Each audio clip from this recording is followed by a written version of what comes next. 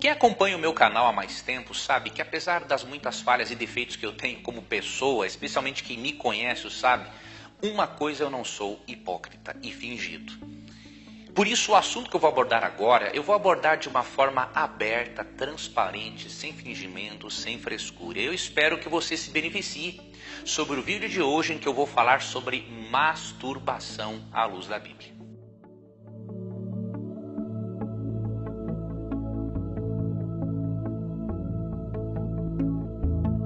Em primeiro lugar, não sejamos hipócritas. 99% das pessoas, até mesmo cristãos, não podem dizer que nunca praticaram a masturbação na vida. E muitas pessoas, até mesmo casadas, nunca podem dizer o seguinte: uma vez ou outra eu não fiz ou não faço de vez em quando. Precisamos ser honestos, porque sendo honestos com as nossas limitações, é que nós podemos encontrar a cura para essas limitações, ou amenizarmos tais limitações. Uma das coisas que eu mais aprendi ao longo da minha vida é que quando reconhecemos nossas fraquezas, nos tornamos mais fortes. Então eu quero que você faça a mesma coisa agora. Não fique bravo ou brava pela forma como eu vou abordar esse assunto, pela forma como eu introduzi agora o assunto, porque é a realidade. A maioria das pessoas pratica ou praticou a masturbação. O que nós precisamos fazer é não negar a realidade, mas vermos o que Deus propõe, bem como a psicologia apresenta, para que possamos lidar com isso. Primeiramente, à luz da Bíblia, nós temos que evitar dois extremos acerca da masturbação. O primeiro extremo é dizer que ela faz parte dos planos de Deus para a sexualidade.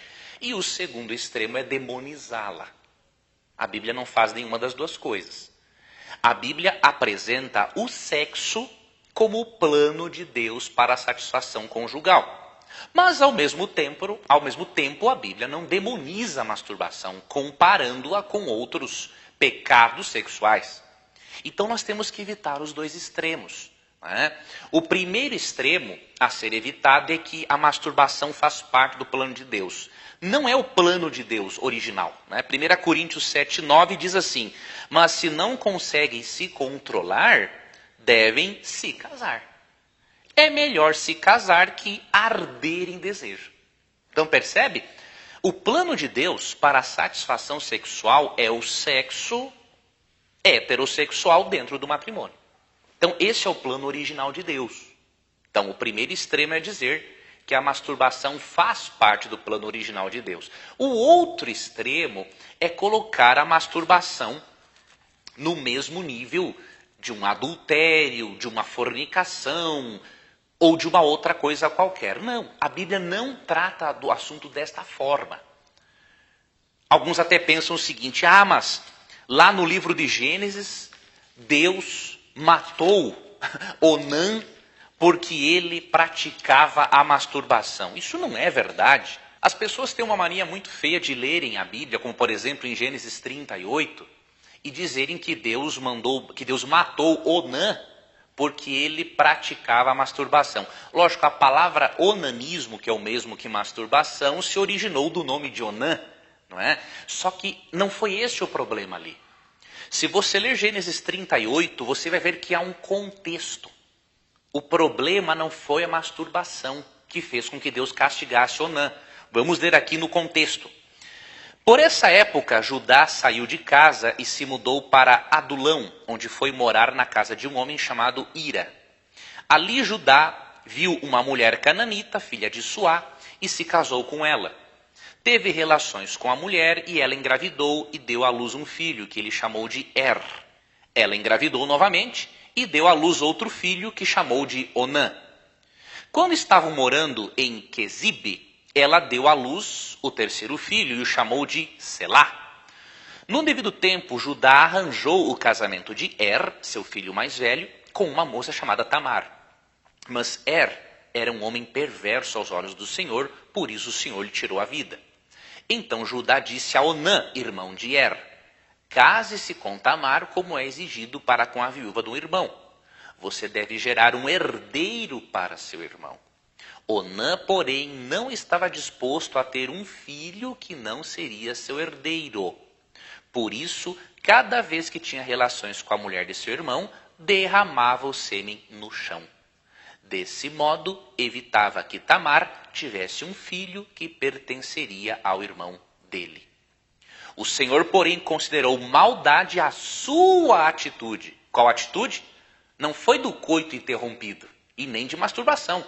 Foi de não querer dar uma descendência para o irmão dele, de acordo com a lei do levirato. O Senhor, porém, considerou maldade a sua atitude e por isso também tirou a vida de Onã. Então veja, o contexto mostra que a questão aqui foi coito interrompido.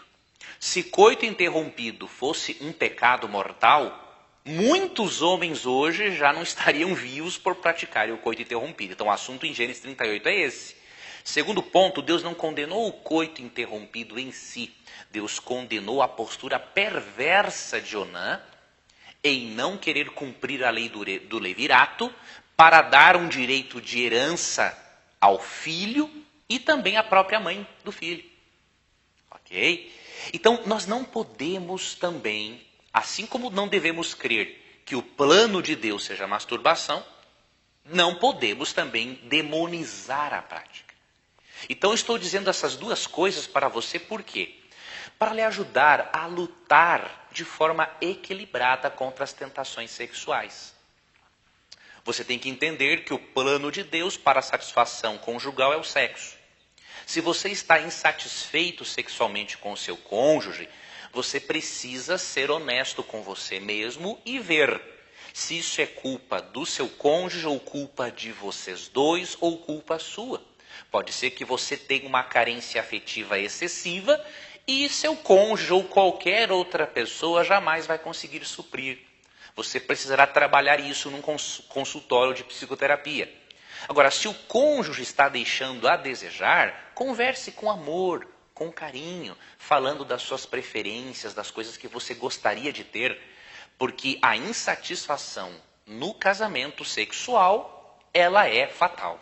De uma forma ou outra, a pessoa ou irá praticar a masturbação e viciar-se na pornografia, ou a pessoa irá para uma relação extraconjugal. E, obviamente, isso é terrível para a existência de uma relação a dois. Devemos também considerar algumas outras coisas. Primeiro, por mais que a pessoa se esforce, algumas pessoas alegam o seguinte: não, eu preciso me masturbar mais simplesmente porque o meu cônjuge não me satisfaz e eu penso no meu cônjuge. Por mais que esse diálogo seja até, de certo modo, interessante, ele não faz parte da realidade. Duvido que uma pessoa viciada na masturbação de uma forma compulsiva ou na pornografia vai ficar olhando fotos do cônjuge, imaginando o cônjuge para fazer isso. Isso não é da realidade.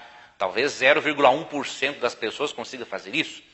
Então, devemos atentar para o fato de que também não é o ato em si da estimulação manual que traz prejuízos para a saúde, mas é o tipo e o excesso de pensamentos impuros que a pessoa vai alimentando e que, obviamente, desgastando o cérebro, isso vai trazer, de certo modo, consequências também para o corpo, porque não há separação entre um e outro. Mas não é o estímulo em si o maior problema, mas os pensamentos por trás dele. Outro detalhe interessante, você precisa ter em mente que dentro de você existe uma criança interna ferida. E muitas vezes esta criança interna ferida faz com que você busque várias formas de prazer para tentar aliviar o sofrimento dela. Eu vou lhe dar uma outra dica. Além de ter uma vida conjugal satisfatória, em que você realize boas fantasias sexuais, quando eu falo de boas fantasias, não são aquelas fantasias que humilham o cônjuge, e que nem o rebaixam, obviamente, mas coisas boas, coisas saudáveis. Além de realizar isso, é importante que você cuide da sua criança interna. Faça um diálogo com o eu, procure cuidar da sua criança interna, presenteando-se, dizendo palavras boas e de afirmação para você mesmo, para que você possa ir construindo uma autoimagem melhor, para que você possa, por meio do diálogo interno, abrandar sua criança interior. Porque muitas pessoas são compulsivas na masturbação porque querem de toda forma aliviar aquela criança interior ferida. Há outras pessoas que sofreram graves abusos sexuais e que masturbam-se com muita frequência. Deus não condena você. Deus, ele entende as suas limitações. O que Deus quer fazer é usar o poder do Evangelho para lhe ajudar e usar da boa psicologia para trabalhar esses traumas. Se você conseguir vencer definitivamente a prática da masturbação já nesta vida, maravilhoso. Se você não conseguir, não se desespere, porque a graça de Cristo completa aquilo que falta na sua vida, se você continuar crescendo. Se você continuar em Jesus, pode ter certeza que além de você ter a libertação de certos traumas, mesmo que a vitória final venha na glorificação, você poderá viver em paz com a certeza de que Deus está trabalhando em você para lhe melhorar a cada dia e com a certeza de que a graça de Deus lhe alcança. Então, fazendo uma recapitulação rápida do vídeo. Primeiro, a masturbação não é plano de Deus para a satisfação sexual, mas o sexo heterossexual dentro do casamento. Ao mesmo tempo, não demonize a prática como se ela fosse a mesma coisa que uma fornicação, que um adultério, que um incesto ou qualquer outra coisa. Não é, porque a Bíblia não demoniza a prática. Aceite que você tem essa limitação. Trabalhe a sua criança interna. Não é? Tenha uma vida conjugal satisfatória. Quando você praticar a masturbação novamente, não fique se aterrorizando, mas fala com Deus assim: Senhor, infelizmente não consegui novamente seguir o seu plano, mas agradeço pelo seu perdão e eu vou continuar crescendo. Olhe para cima, olhe para a cruz, não olhe para os seus defeitos. E assim você terá uma vida mais leve e diminuindo a intensidade da culpa ruim, porque tem a culpa boa que o Espírito Santo nos traz para melhorarmos, mas aquela culpa ruim que nos massacra, diminuindo esta culpa ruim, você vai ter mais saúde mental, mais saúde física, e você terá mais forças, inclusive, para crescer como pessoa. Obrigado por você ter acompanhado esse vídeo. Comente bastante, dê suas contribuições, ok? Apresente aqui as suas dúvidas. Para mim vai ser uma satisfação lhe ajudar e, obviamente, as suas dúvidas, os seus comentários vão me proporcionar que eu tenha mais conteúdo ainda para eu gravar novos vídeos. Não esqueça também de compartilhar este vídeo com as pessoas que você ama. Um abração e até o próximo encontro.